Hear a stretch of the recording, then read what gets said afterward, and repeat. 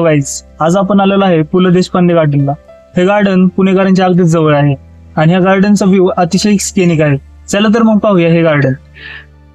व्हिडिओच्या स्टार्टिंगलाच आपण पाहणार आहोत पु ल देशपांडे गार्डन अर्थात ओकायामा फ्रेंडशिप गार्डनला आपण कसं भेट देऊ शकतो. हे अतिशय सुंदर असं गार्डन सिंहगड रोडच्या शेजारी पाहायला भेटते. या गार्डनला भेट देण्यासाठी स्वारगेटवरून PMPML बसेस अवेलेबल आहेत. स्वारगेटवरून दाहिरी या बसमार्फत आपण दत्तवाडीमध्ये उतरून या गार्डनला भेट देऊ शकतो. आणि जर तुमच्याकडे बाईक असेल तर अतिशय उत्तम, कारण स्वारगेटवरून हे गार्डन 5 किलोमीटर अशा अंतरावर आहे. आम्ही तेथे लवकर पोहोचल्यामुळे आम्हाला थोड्या वेळ गेटच्या बाहेर उभा राहावे लागले, कारण सायंकाळी गेट एक्झॅक्ट 4 वाजता ओपन होते. गेट ओपन झाले, पार्किंगला बाईक लावली आणि सुंदर असं गार्डन पाहण्यास निघालो. गार्डनच्या एंट्रन्सला तिकीट घर आहे. तेथे 3 वर्षा पुढील लोकांना 5 रुपये असा दर आकारला जातो. 3 वर्ष खालील मुलांना या गार्डनची एंट्री एकदम फ्री आहे. तुम्ही तुमच्या लहान मुलांसोबत विकेंडला या गार्डनला नक्कीच भेट देऊ शकता, कारण या गार्डनचे वातावरण अतिशय मनमोहक आहे. पु ल देशपांडे उद्यान एकूण 10 एकर परिसरामध्ये विस्तारले आहे. वर्षभरातल्या बदलत्या ऋतूतील निसर्ग सौंदर्याचे स्वरूप लोकांना पाहावयास मिळावे अशी या उद्यानाची रचना करण्यात आली आहे.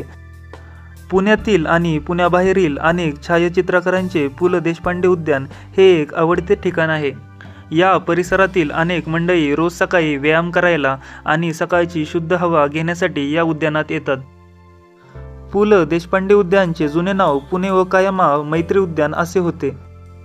हे जापानमधील ओकायामा शहरातील 300 वर्षापूर्वीच्या प्रसिद्ध कोराक्वेन उद्यानाच्या धर्तीवर विकसित केलेले भारतातील एक उद्यान आहे. या उद्यानात तुम्हाला अनेक लहान मोठे वॉटरफॉल्स पाहायला भेटतात.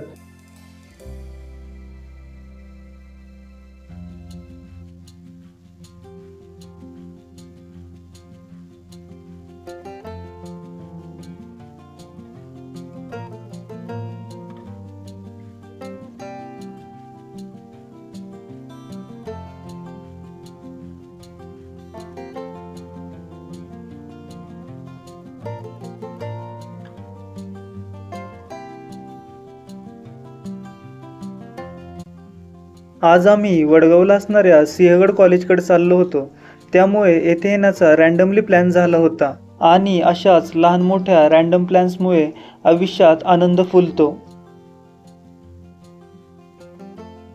मी या अगोदर देखील या उद्यानाला भेट दिली आहे. खरंच खूप छान उद्यान आहे. जर तुम्ही पुण्याच्या जवळ राहत असाल तर मी तुम्हाला येथे येण्यास नक्की रेफर करेल, कारण खूप सुरेख गार्डन आहे. आणि माझ्या बकेट लिस्टमध्ये टॉप 5 मध्ये हे गार्डन नक्कीच येते. त्याचे कारण हे व्हिडिओज पाहून तुम्हाला नक्कीच कळालं असेल.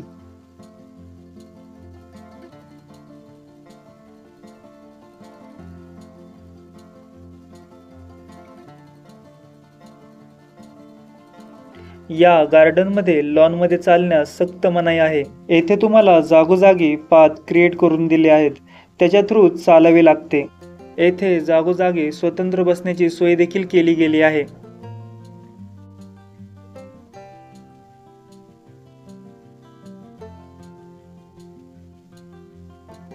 या गार्डनमधल्या झाडांना विविध आकार दिल्यामुळे या गार्डनची शोभा अजून वाढते. या उद्यानात फिरताना हिरवळ, तळी, पाण्याचे झरे, टेकड्या या सर्वांचा अनुभव घेता येतो. येथे या पाण्यामध्ये अनेक प्रकारचे मासे पाहण्यास भेटतात. पाण्यातील माशांना बाहेरचे खाद्यपदार्थ टाकण्यास सक्त मनाई आहे.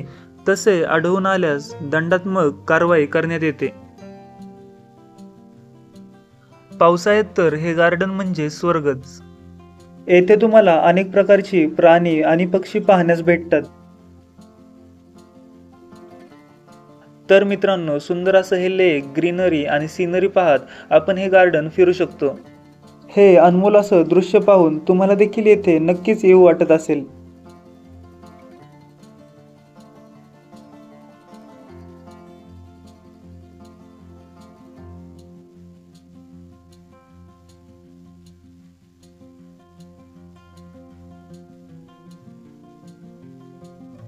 या गार्डनमधल्या लेकमध्ये अनेक फाउंटेन्स पाहण्यास भेटतात.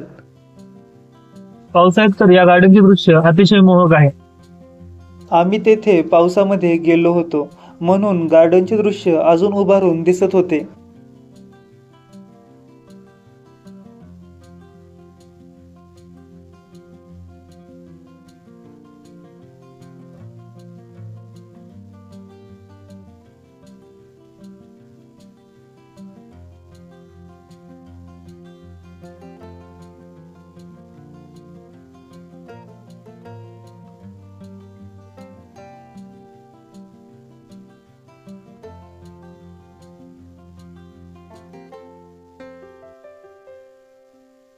आता आपण गार्डनच्या बाहेरच्या दिशेने निघालो आहे.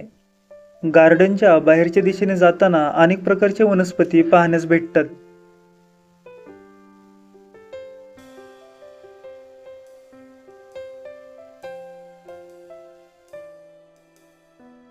पावसात आम्ही इथे आलो होतो. खूप भिजलोय गाईज, तुम्ही पाहू शकता. अतिशय स्कॅनिंग व्ह्यू होता, जसं मी व्हिडिओच्या स्टार्टिंगला तुम्हाला म्हणलं होतं. तुम्ही जर पुण्याच्या जवळ असाल तर तुम्ही इथे नक्की भेट द्या.